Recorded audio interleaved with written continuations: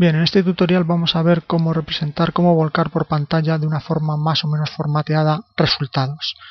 Cuando tengamos muchos datos, lo normal será usar gráficos, pero hay veces en los que es interesante también volcar datos por pantalla para ver los números, y entonces nos interesará hacerlo de la forma más limpia posible.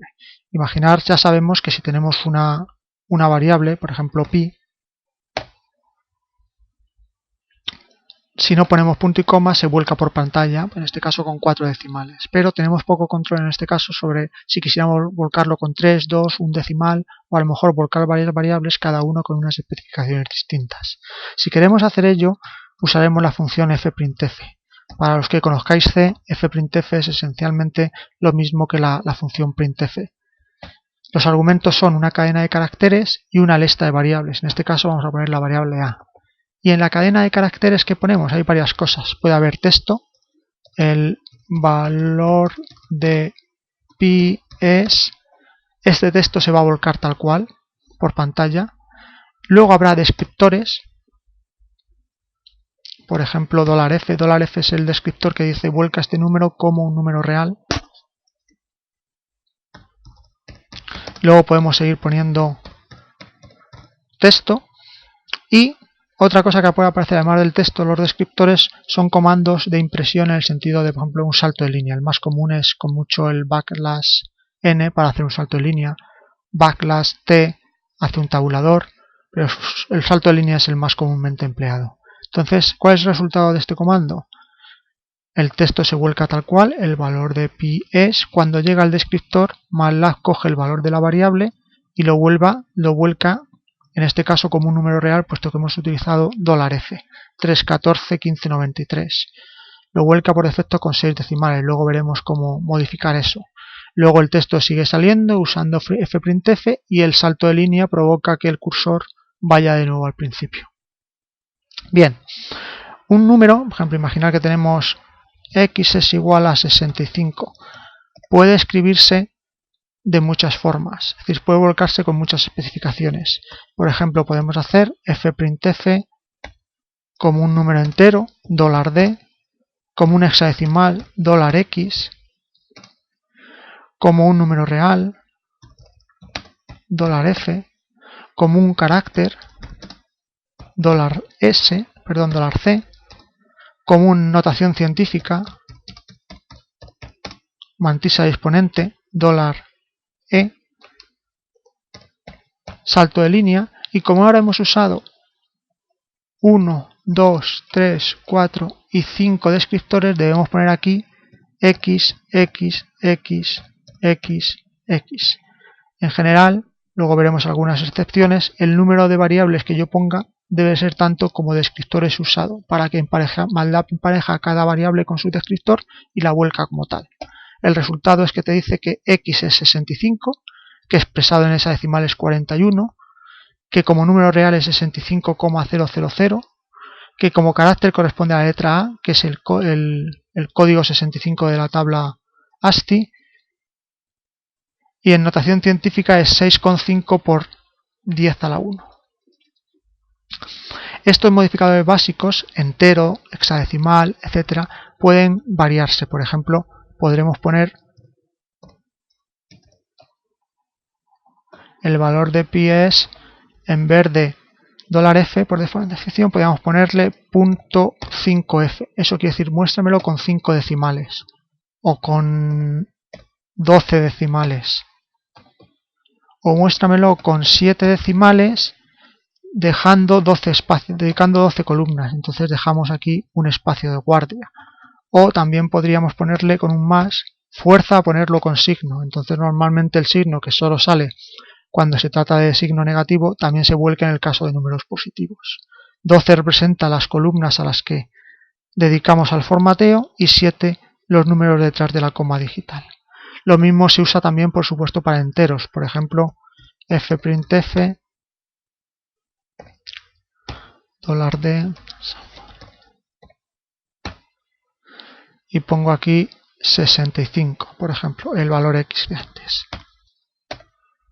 Si le pongo, por ejemplo, aquí 4D, deja 2 espacios, ocupa 4 columnas al volcar el número, 2 espacios vacíos y el 65. Si le pongo aquí, por ejemplo, un 0 delante, indica que los dos espacios vacíos los rellena con ceros. Y así nos permite formatear un número. Esto está bien cuando queremos formatear un número. Imaginar, por ejemplo, que queremos volcar tres números. 1, 20 y 123. Entonces, si yo le podría poner volcar 3 enteros.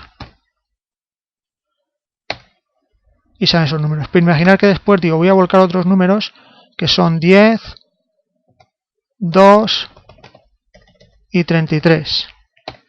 Y veis que ya la cosa no está alineada, puesto que los tamaños son distintos. Lo que haría en este caso es decidir, bueno, a mí me van a salir como mucho números de 4 cifras. Pues pongo así y reservo 4 espacios para todos. Con lo cual luego, aunque venga otro número más o menos grande,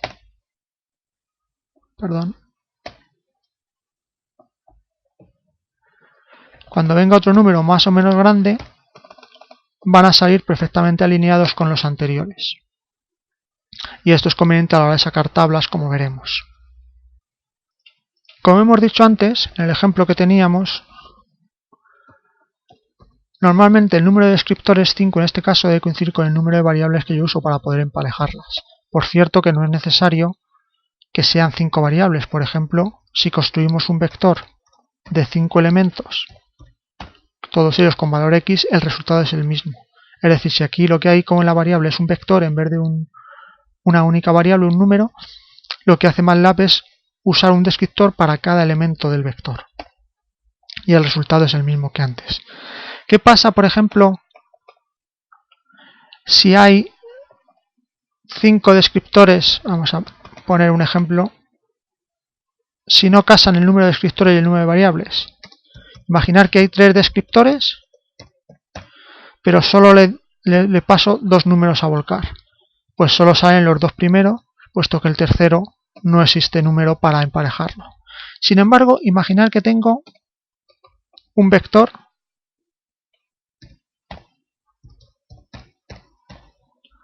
de 5 elementos, vector fila de 5 elementos, y quiero volcarlo. Entonces, imaginar que digo que lo quiero volcar con $8 espacios y 3 decimales.